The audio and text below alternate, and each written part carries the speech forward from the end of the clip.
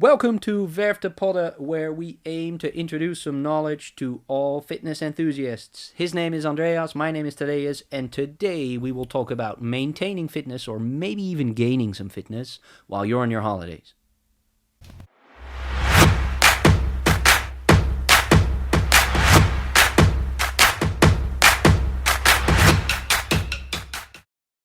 So, most of us mortal souls work most of the year and are on vacation for a tiny little part of it, right? 2 weeks, 3 weeks, 6 weeks, 10 weeks if you're really lucky. And what we're looking for is how to maintain or even gain a little bit of fitness in those special weeks of the year where it's a holiday time. Andreas, you just spent a month in Spain. Yes. Not fully vacation, a little bit of papa permission as well. Yeah. What happened there? How did you maintain your fitness? We maintained it. Vacation for me is fitnessing and moving, and the favorite thing to do on vacation, of course, for me, who's now done this CrossFit thing for almost 10 years, is to go into other CrossFit boxes and see everything they do poorly and nicely, of course. And I'm very fortunate to have Lina, which also is very fond of going around looking at other CrossFit boxes. Lina, your wife, right? Yes. Yep. Not wife yet, but we're engaged. Yes. We're getting there next year. Your fiance. Yes, fiance. On vacation that month, we went to 2 or 3 times a week on a CrossFit box. When Ludwig was sleeping, and tried to visit a lot of different CrossFit boxes around the area. Other than that, we started the day every day with some type of moving. So if that was running, or if that was a couple of burpees and some push-ups and some squats, or if that was a busy morning so we didn't get to the morning, then we moved that to the evening. But a minimum of one movement a day was our goal. And some days we even got 2 moving parts a day. Yeah. But so you kept active, right? You made an effort to keep active. Yes. So we wanted to start a day active. If that didn't work out, we ended the day active. But every Sunday we sat down and structured the week. Okay, how many times are we going to run? How many times are we going to do this? And that was because we want to stay for a month. Yeah. And a month is different than a week, of course. Is that what you would normally do at home as well? To sit down and make a planning about your fitness? Devote some time to what you're going to do and when? Yes. So every Friday I plan my Google Calendar for the next week. And in that Google Calendar, all work comes in, all family comes in, and all fitnessing comes in. And obviously my trainings is not only about training, it's also about joining the classes, to be with the coaches, and of course to get my own training routine in the group classes that our members are doing. So you take the deliberate effort to, if you think fitness is an important thing in your life, sit down, schedule the time for it, make it a non-negotiable that it can't go out the door, and then get your variety. Yes, correct. Well, and you have also been in Spain, Spania. Yes, we went to Spain as well. 2 weeks of a vacation. We went to 2 different locations, and one could say I did a poor job at fitnessing. My perspective is a bit different, right? Or it differs a bit from what yours was at this time. So we were there for 2 weeks, 14 days. That's a shorter period. In a year with 52 weeks.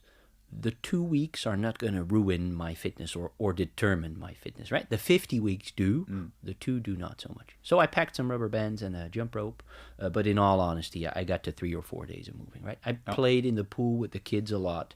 We were walking, we were active, just doing the things we like as a family, but I did not, as you said, plan out my weeks and schedule the time in advance. I took my chance when I felt like it and when there was an opportunity, and that turns out to be less than I normally do. Which makes me feel like I did not do a perfect job with that. On the other hand, I did do a perfect job with just having a vacation, having a break from our normal schedule, and that made me fired up to when we got back on Monday morning, join the class and get back into the rhythm. Yes, I think that's super important to get into the rhythm and not continue the vacation. Yes, yeah. So I really needed to make the change from the vacation rhythm to our normal rhythm, and these are two great examples of an approach that can both work, can both benefit you, as long as you make the deliberate choice of that approach. Right? Yeah. If I were to choose, I'm going to be on a fitness vacation, but come back and do 3 workouts in 2 weeks, it's like, not really nailing it, right? On the other hand, if you were to make the decision, this is a month of Papa Permission, and I'm just going to have a good time, but you schedule your fitness time over something else that might contribute to a good time, it wouldn't really help. So I think that's where the overlap is, that how we apply what we do or how we choose to what we do is a result of a choice we have made before. And that choice differs a little bit. Yeah. I'd like to know, Andreas, if you go on a different vacation than the one you just did, so not your most recent one, but a regular weekend trip or maybe a week trip to some sunny place or very worth visiting place. Yeah. How have you handled this in the past? Now, my vacation maybe differs a bit from other type of vacation, and that's where I am also coming from. Again, running Verftet for 7 years and being a bit on the extreme side of moving, and also it really comes down to thinking about my perfect day in advance. So knowing what I really enjoy to do, and a perfect day is a day that you can do 365. And not a day that you do 7 days, like on Spain, for example. So some people maybe go on the terms of, okay, in a perfect day, I like ice cream, I like chocolate, but you really like that 365 every single day? I don't think a lot of people do. So in my perfect day, reading comes in, learning comes in, family times comes in, but some type of moving also comes in. So if that's playing tennis, or if that's running up a mountain, or if that's doing a workout, it's not really that important to me, but what's important that I get some training in. So if I'm on a weekend in Paris, if the schedule lets me, I really enjoy 1 hour of a hotel or 30 minutes of a hotel workout before my day starts, or something really light to just get moving, because I enjoy the rest of the day even more. I get to relax more. My dopamine response is higher, and I feel better with it's more vacation for me to do that than to not do that. And I understand that's maybe not the same for everybody, but that's how my world works. So what you're saying is that fitness for you might be a goal on the horizon that's somewhere far away, and you're always striving to get there. The way you try to get there varies, whether you're at home or on vacation, and it involves some form of activity. So it really is a higher order goal for you. It's part of your life, part of your identity, maybe even. Yeah, that's correct. And it's also like, if I'm training 30 or 20 minutes, 30 minutes in Paris, it's not because I really want to get that extra % out of my fitness. It's because I enjoy the day more. It's that simple. So it's not necessarily for me to get quicker at doing 100 burpees or to get 5 kilo more on the bench press or whatever the fitness goal might be. It's usually just because I really enjoy moving. And you told me one funny story, right? We need to share that. So you're owner of a CrossFit box here. You've been doing fitness for quite some time. You do that in your way, in the way you think is very good. And now you're visiting a CrossFit box or CrossFit boxes in Spain. What stands out to you that absolutely blows your mind about that visiting to another place? I don't know where exactly you want to go, but we'll get there. Trust me. No, I am in the terms of maybe very detailed oriented, and I've been to every single detail in my business. So that means that I know every routine, every accountability, all that stuff. I'm really have a deep understanding about. So every fault there is, I see it straight away. So of course, when I go in a CrossFit box and it says, what was do you remember the Annie Torres other 3 things? Happy. No, I think it's happy, hungry, and humble. So there, the first thing I'm seeing, I'm walking in the box, is happy, hungry, humble. On the wall. So it's a big sign. So I'm going, this sounds, they have their kind of their culture, maybe this is probably good. And I see 4 coaches, nobody comes over and says hello, and everybody looks very angry. So I'm like, and that continued because we were there 3 or 4 times, and they were not really happy. They did not look hungry at all. They looked more interested in their own fitness than maybe in their members' fitness. And Spain, if you go to Spain or if you go to France, or especially Spain, they don't have a washing machine. It's very interesting. And they have a different way of doing CrossFit than us on a lot of places. They do a lot of more of competing type of programming. We were going to do Murph, so we went like, okay, we're maybe going to do the class. We came in and it was clean pulls and like very specific Olympic lifting. Yeah. Like, it's Murph day. Yeah. Why are we not doing Murph? Yeah. So we did Murph. Yeah. But overall, my view on looking at boxes is, of course, very high. I'm looking for the extra details that I really, really like, that I want to contribute into Verftet. But of course, there is always 1 or 2 things they do really good. Yeah. So of course, that's always stolen. And if you try to look at the box as an athlete, right? Just somebody that shows up to enjoy an hour of movement. What's the thing that stands out to you in a positive way the most about that last month? In What's Spain, your best memory of working out in Spain? now, the best memory is, of course, that you have a lot of... It is the same type of people. So if you do a keeping pull-up, or if you do a squat, or you have some type of talking together, and even though they're not really good at English, you still see you train by the side, and they're like, oh, have a nice day. Builds a bit of camaraderie. Yes, right? it builds really. And Ludwig was with, and he woke up and like, oh, that's a really cute baby. And so it's mainly the I would say the community side that is very similar wherever you are in the world, and that's really unique that you can see the same type of nobody cleans up before everybody's finished, and you see their high fives, their fist bumps. So despite the differences, there's enough to make you feel at home in a CrossFit box, even though it's in a foreign country and in a different language. Correct. Yeah, good. Last question I have for you about your holiday. Is there anything you did on your holidays that you are now taking home and want to continue here in Norway? Before my holiday was very chaotic in terms of workload and in terms of overall loading. So that means that some things goes out, and that was mainly one of the things I enjoyed the most, and that is learning. So reading, podcasting, that went back in Spain, and it's continued afterwards. So I really enjoy my personal goal is to minimally have 30 minutes a day, and I aim for almost up to an hour, but I'm at least at a minimum, and I'm really enjoying that. Good. That's good. You? I took it has nothing to do with fitness, but it's a holiday, right? So for me, having more time with the family, with the kids, where my mind is 100% on them and not a few percent in the back running on some issue or subject, like the undisturbed designated time, that's so valuable. You can't replace it with anything else. So I'm trying to keep that now that we're back in the normal rhythm of things. And they're still on vacation. They're still on vacation. Yeah, I'm back at work, but they're still on vacation. So we'll get that in. Yeah. And that's something I want to keep. And for me, with the kids, my kids are a little older than Ludwig is. Leading by example, showing them what you would like to do when you have a choice. That's a big one, right? You can get bored and open the fridge. You can get bored and open your phone. You can get bored and do 5 sets of push-ups. It's fine.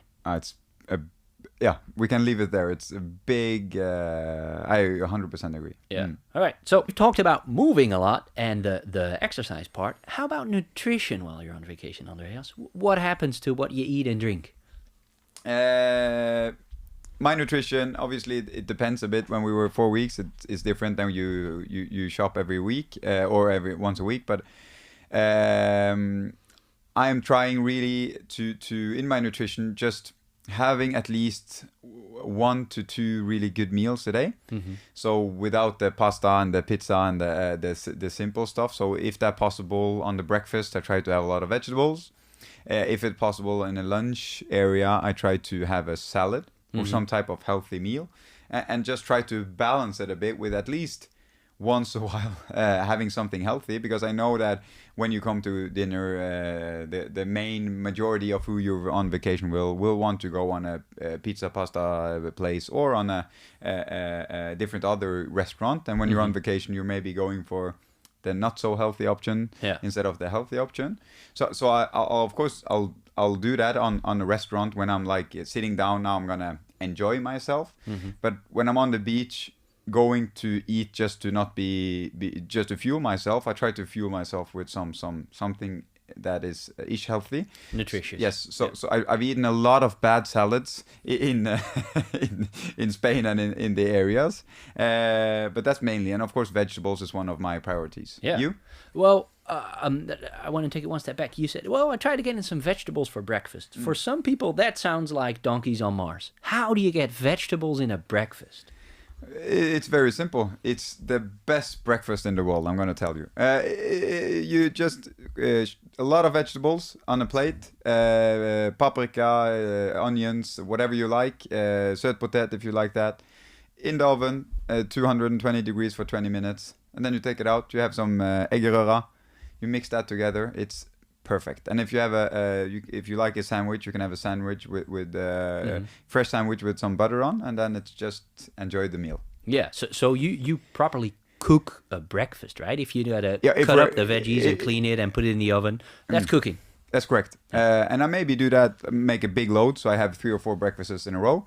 If I'm at a hotel, it's always vegetables. So then it's just put them on the plate with eggs. Yeah, it's usually my go-to. Yeah. I'm a simple guy. Yeah, you? Smart one. Yeah, I make it a little easier, so I don't want to wake everybody up and go through the lengths of really cooking a meal. So my go-to is usually a bag of mixed frozen vegetables, right? That's not perfect, but hey, it's a lot better than just a croissant. So some frozen veggies, toss them in a skillet, in a pan, 2 or 3 eggs, scramble it together, and that's it. Right, eggs are everywhere, frozen veggies are everywhere. It's nutritious. It's a perfect start of the day. Yeah, and you'd be surprised how far a few herbs go, right? It's not just salt and pepper, but there's some different herbs you can add to it to add to the taste. Yes, and you're also going to be surprised how less tired you get of eating nutritious food. I feel energized. That's interesting. Yeah. Yeah, so you mentioned 2 healthy meals in a day, and then once you are in a restaurant or in the company of other people, you kind of let go a little bit because you're on holiday. Are there any go-to snacks or small bites that you buy or keep on you or keep with you to take on that like instant where you're like, "Ooh, I'm hungry, I need to eat something"? No. That's a short answer, but it does. All right. No, but I try to eat.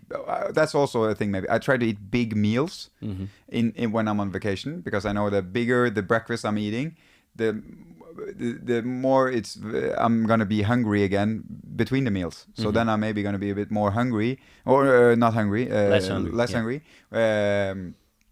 For when the lunch is gonna be, because I eat more often when I'm home than I'm on vacation. It's going to be longer periods, and the longer periods, the in between is the hard part. So that's your preference, right? Yes. Healthy breakfast, healthy lunch, and then let go for dinner. What would your advice be to someone who might have a different take on nutrition or is not that fond of it? What's the one thing they can do to minimize the damage of 2 weeks of sunshine and happiness? I think the one thing they can do is, when they're going to eat just to fuel themselves, try to have, instead of 2 healthy meals a day, try to have 1 healthy meal now and then at least. So try to simplify. If you're going to do one thing, try to, if you like salad, try to eat a salad. If you don't like salad, try to eat some meat and vegetables once a day, ideally. If not once a day, 5 times a week, 4 times a week. Yeah. At least plan 1 healthy thing. Yeah. Right? Yeah. You, one thing to do? Is making sure you have fruit available and make sure you eat protein in every meal one thing? No, it's 2 things. Right? Yes, that's correct. But we can call it one thing because we're in charge of the podcast. Yeah. So for me, the protein part is important because protein keeps me full for a long time. Right? And whether that's a hard-boiled egg or some cured meats, right? Ham or something like that. It's easy. You can toss it in the bag easily and take it with you, and it's a lot better than a handful of chips or fried something. What is your number one thing to go to? It's either a bag of nuts, right? Walnuts, almonds, something like that, or a hard-boiled egg. Yeah, but if I'm thinking of go to in terms of now I'm enjoying myself, what is the one thing? Oh, I misunderstood. Sorry. Yeah. Go to. Yeah. There's Pat Sherwood has a few brilliant quotes. One of them is on the wall in our dressing room, right? The goal is to get fit, high five some people. Fantastic quote. That one. Yeah. The other great quote is, "You never say no to a chocolate chip cookie." So we were in Granada. I spent some time in Granada while I was studying, right? And I was there with my oldest daughter, who's 9, and my youngest son, who's almost 3. Mom and the other kid were in the Alhambra, being a tourist. I took him through the city on like a memory trip. I know this area. One of the places I took him to is called Galletas. It's a chocolate chip cookie shop. And they have triple chocolate chip cookie and macadamia nut, and chocolate. They have pure dark Belgian. They have good cookies. Oh. So yeah, we all had a cookie. Perfect. No, one thing for me would be very simple ice cream. Yeah. That's fantastic, especially if you're in Italy or wherever you are. But ice cream, I usually go, wherever I'm on vacation, I try the ice cream. Vacation is ice cream, right? Yes, and I also tried a hamburger. Hamburger. Oh, yeah. Too good. All right, so back to the veggies and protein, guys. Yes. All good. Try to minimize damage. Maybe you get a few tips that you can take away on your vacation.